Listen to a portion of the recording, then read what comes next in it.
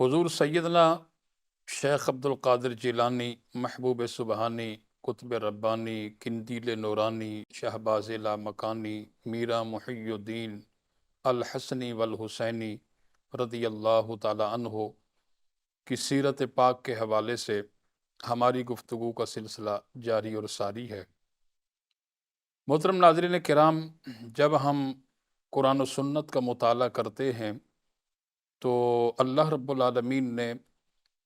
قرآن و سنت کے اندر اولیاء کرام کی عظمت، اولیاء کرام کے مقام، اولیاء کرام کے مرتبے اور اولیاء کرام کی شان کو بیان کیا، اور کلام الرحمن کی کئی آیات بینات ایسی ہیں جس میں اللہ پاک نے اپنے ان خاص، اپنے برگزیدہ بندوں کا ذکر خیر فرمایا۔ چنانچہ یہ حدیث پاک امام حاکم اور امام طبرانی اور امام ابو داود اور ترمذی اور مسند امام احمد کے اندر بھی یہ حدیث پاک موجود ہے۔ نبی کریم علیہ الصلاۃ والسلام نے ارشاد فرمایا، قیامت کے روز اللہ کے کچھ خاص بندے ایسے ہوں گے جنہیں اللہ رب العالمین نور کے پہاڑ پر بٹھائے گا۔ ایک حدیث پاک میں ہے کہ اللہ رب العالمین انہیں موتیوں کے پہاڑ پر بٹھائے گا، اور ایک حدیث پاک میں ہے کہ اللہ تعالیٰ اپنے دائیں جانب بٹھائے گا، اور ایک حدیث پاک میں ہے کہ اللہ عرش کے سامنے بٹھائے گا۔ فرمائے کہ ان کے چہرے نور علی نور ہوں گے، نہ ان پر کوئی خوف ہوگا اور نہ ان پر کوئی ڈر ہوگا، اور نبی بھی ان پر رشک کریں گے اور شہید بھی ان پر رشک کریں گے۔ نبی یہ کہیں گے کہ باری تعالیٰ، یہ نبی، ہم تیرے نبی ہیں، اور نبی ہونے کی وجہ سے ہمیں یہ مقام اور مرتبہ تو نے عطا فرمایا، یہ تو نبی نہیں ہیں،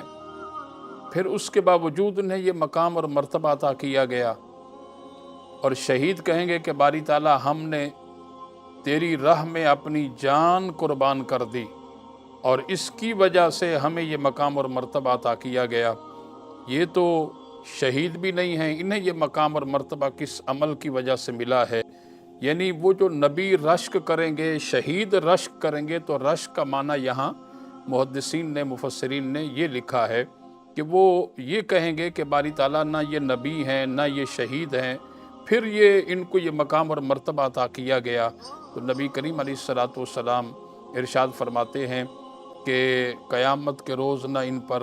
کوئی ڈر ہوگا، نہ کوئی خوف ہوگا، اور ان کے چہرے بھی نور علی نور ہوں گے، ان کے چہروں سے نور کی شعائیں نکل رہی ہوں گی۔ صحابہ کرام جب حضور کی اس بات کو سنتے ہیں تو بے قرار ہو جاتے ہیں، اور صحابہ کرام عرض کرتے ہیں کہ یا رسول اللہ، نہ یہ نبی ہوں گے نہ یہ شہید ہوں گے، پھر آخر یہ کون لوگ ہیں کہ جن کے چہروں سے نور کی شعائیں نکل رہی ہوں گی، ان پر کوئی خوف، کوئی ڈر نہیں ہوگا؟ تو سرکار دو عالم علیہ الصلاۃ والسلام کلام الرحمن کی اس آیت بینات کی تلاوت فرماتے ہیں، الا ان اولیاء اللہ لا خوف علیہم ولا هم یحزنون۔ سرکار نے فرمایا کہ میرے صحابہ، یہ اولیاء اللہ ہوں گے جن پر نہ خوف ہوگا اور نہ ہی کچھ ڈر ہوگا۔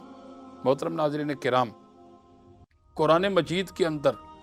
کئی آیات بینات ایسی ہیں کہ جن میں ان اولیاء اللہ کے مقام اور ان کے مرتبے کا ذکر خیر کیا گیا۔ سر دست ہم نے شہنشاہ بغداد حضور غوث پاک رحمۃ اللہ علیہ کی سیرت پاک کے پرنور پہلو آپ کی سماعت کی نظر کرنے ہیں، اور حضور غوث پاک رحمۃ اللہ علیہ کی ولادت باسعادت 470 ہجری گیلان کے اندر ہوئی۔ یہ بعض علماء کرام جیلان کا بھی ذکر کرتے ہیں، یہ گیلان اور جیلان ایک ہی مقام کا نام ہے۔ جیلان کیونکہ عربی کے اندر کہتے ہیں، تو یہ مقام ایک ہی ہے۔ حضور غوث پاک رحمۃ اللہ علیہ کی جب ولادت باسعادت ہوئی، علماء کرام فرماتے ہیں کہ اس رات کو آپ کے والد گرامی حضرت ابو صالح سید موسیٰ جنگی دوست رحمۃ اللہ علیہ کو نبی کریم صلی اللہ علیہ وسلم کا دیدار نصیب ہوا، اور آقا کریم علیہ الصلوۃ والسلام صحابہ کرام کے ہمراہ تشریف لائے، اور اولیاء کرام کی جماعت بھی حضور کے ساتھ ہے، اور آقا کریم علیہ الصلوۃ والسلام نے اپنا دیدار عطا فرمایا اور فرمایا کہ سید موسیٰ، اللہ رب العالمین نے آپ کو جو فرزند عطا فرمایا ہے، فرمایا کہ وہ اللہ کا کامل ولی ہے، اور میرا بھی محبوب ہے اور وہ اللہ کا بھی محبوب ہے۔ اور سرکار نے ارشاد فرمایا کہ جس طرح نبیوں کے اندر میرا ایک بلند ترین مقام اور مرتبہ ہے، یعنی جس طرح اللہ رب العالمین نے مجھے امام الانبیاء بنایا ہے، تیرا یہ لخت جگر امام الاولیاء ہوگا۔ فرمایا کہ جس طرح اللہ نے مجھے سلطان الانبیاء بنایا ہے، اسی طرح تیرا یہ لخت جگر سلطان الاولیاء ہوگا۔ حضور غوث پاک رحمۃ اللہ علیہ قربان جائیں آپ کی عظمت اور آپ کی شان پر، آپ مادر ذات اللہ کے ولی، اور پیدا ہوتے ہی ماہ رمضان المبارک کے اندر جو ہے دن بھر آپ ماں کا دودھ نوش نہیں فرماتے تھے، اور آپ جو ہے وہ افطار کے وقت جا کر کے والدہ کا دودھ نوش کیا کرتے، اور مادر ذات اللہ کے ولی ہیں۔ حضور غوث پاک رحمۃ اللہ علیہ نے چھوٹی عمر میں ہی کلام الرحمن اپنے سینے کے اندر محفوظ کر لیا تھا، یعنی چھوٹی عمر میں آپ حافظ قرآن بن گئے، اور اس کے بعد والد گرامی کا انتقال ہو گیا۔ جب آپ کے والد گرامی کا انتقال ہوا، اب تکمیل علم کے حوالے سے اپنی امی جان کی خدمت میں عرض کرتے ہیں کہ امی جان، مجھے اپنے علم کی تکمیل کرنی ہے اور اس سے پائے تکمیل تک پہنچانا ہے، تو لہٰذا مجھے آپ اجازت عطا کیجئے تاکہ میں بغداد شریف جا کر کے تکمیل علم کر سکوں۔ آپ کی امی جان نے اجازت عطا فرمائی، اور آپ کی امی جان نے فرمایا کہ آپ کے والد گرامی نے 80 دینار چھوڑے تھے، 40 دینار میں آپ کے ساتھ رکھ رہی ہوں، اور میں اس سے جو ہے آپ کے ساتھ بھیج رہی ہوں تاکہ یہ آپ کی ضرورت کے تحت جو ہے وہ کام آئیں۔ اور جب قافلہ بغداد شریف جا رہا تھا اور امی جان نے اجازت دی کہ بیٹا آپ اس قافلے کا حصہ بن کر کے بغداد شریف چلے جائیں، اور وہاں جا کر کے آپ نے تکمیل علم کرنا ہے۔ اور حضور غوث پاک رحمۃ اللہ علیہ کی والدہ ماجدہ اپنے لخت جگر کو جب رخصت کرتی ہیں تو آپ نے نصیحت فرمایا کہ بیٹا نہ جانے اس کے بعد آپ کی اور میری ملاقات ہوگی یا نہیں ہوگی، اور میں تمہیں ایک نصیحت کرتی ہوں۔ وہ نصیحت یہ ہے کہ ہمیشہ سچ بولنا۔ محترم ناظرین کرام، یہ بات بہت زیادہ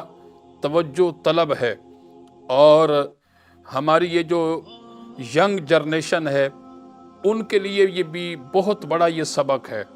اور میرے میم ٹی وی کے حاضرین کے لیے بھی بہت بڑا یہ خزانہ ہے، اور اپنے ذہنوں کے اندر محفوظ کریں اور اس بات کو آپ آگے منتقل کریں کہ حضور غوث پاک رحمۃ اللہ علیہ کی والدہ نے نصیحت فرمائی کہ بیٹا ہمیشہ سچ بولنا، جھوٹ کبھی بھی نہیں بولنا، بس یہ نصیحت کی، اور دعاؤں کے ساتھ اپنے لخت جگر کو جو ہے وہ رخصت کیا، اور آپ جو ہے وہ وہاں سے بغداد شریف کے لیے روانہ ہوئے۔ جس قافلے کے اندر حضور غوث پاک رحمۃ اللہ علیہ تھے، اس قافلے کو ایک مقام پر محترم ناظرین کرام ڈاکوؤں نے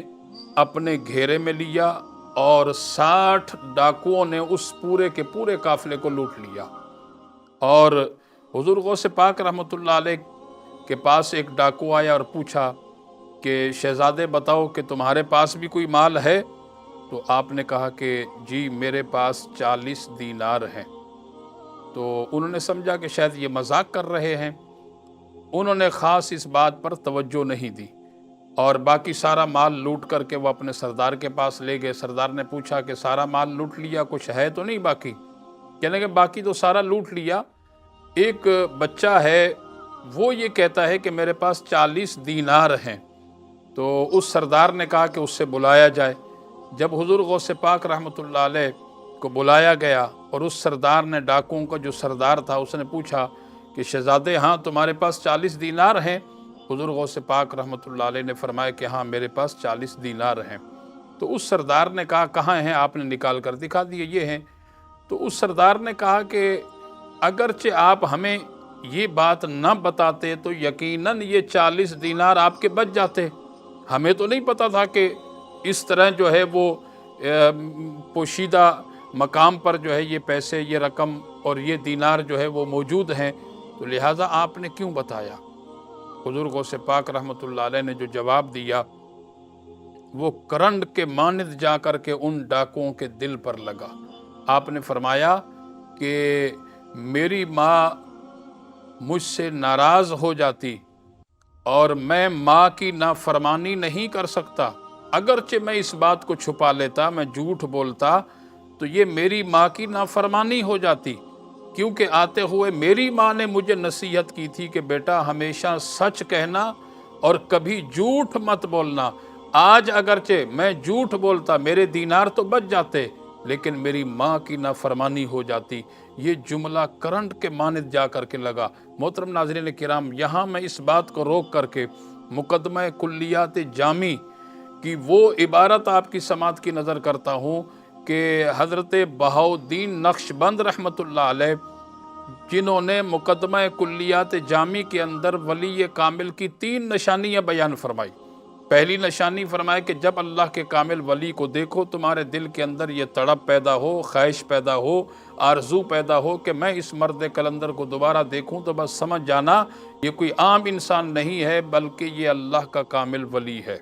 یہ پہلی نشانی۔ دوسری نشانی مقدمہ کلیات جامی کے اندر شاہ نقشبند نے یہ لکھی، فرمایا کہ جب وہ اللہ کا ولی کلام کرے، گفتگو کرے، اس کے جملے، اس کی باتیں، اس کا کلام تمہارے دل پر کرنٹ کے مانند لگے تو بس سمجھ جانا کہ وہ کوئی عام انسان نہیں ہے بلکہ اللہ کریم نے اس مرد کلندر کو منصب ولایت پر فیض کیا ہے۔ اور تیسری نشانی فرمایا کہ اللہ کا جو کامل ولی ہوگا اس کی جلوت خلوت میں تضاد نہیں ہوگا، اس کا ظاہر باطن ایک جیسا ہوگا۔ لہٰذا اب یہاں دیکھیں کہ مقدمہ کلیات جامی کے اندر ولی کامل کی جو دوسری نشانی بیان کی جا رہی ہے، یعنی اس کی باتیں، اس کا کلام کرنٹ کے مانند جا کر کے لگے۔ حضور غوث پاک رحمۃ اللہ علیہ کلام الرحمن کے حافظ ہیں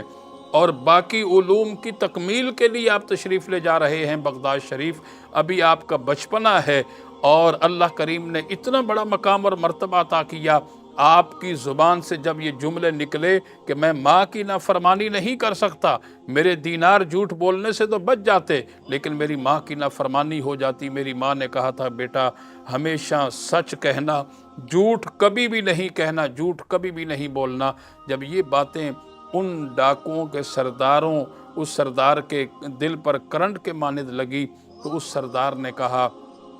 کہ اے شہزادے، تو اپنی ماں کی نافرمانی نہیں کرتا، ہم تو اس پروردگار عالم کی نافرمانی کر رہے ہیں جس پروردگار عالم نے ہمیں پیدا کیا ہے، جس پروردگار عالم نے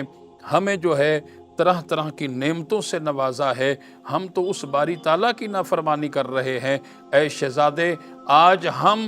اللہ کی بارگاہ میں سچی اور پکی توبہ کرتے ہیں اور آپ ہم سب کے لیے دعا کریں کہ اللہ تعالیٰ ہم پر مہربانی فرمائے۔ حضور غوث پاک رحمۃ اللہ علیہ کا بچپنا ہے اور وہاں اسی مقام پر آپ نے جو ہے ان ڈاکوؤں کے لیے دعا کی۔ علماء فرماتے ہیں، روایات کے اندر ہے کہ حضور غوث پاک رحمۃ اللہ علیہ کی دعا کی برکت سے اللہ تعالیٰ نے ان تمام ڈاکوؤں کو ولی کامل بنا دیا۔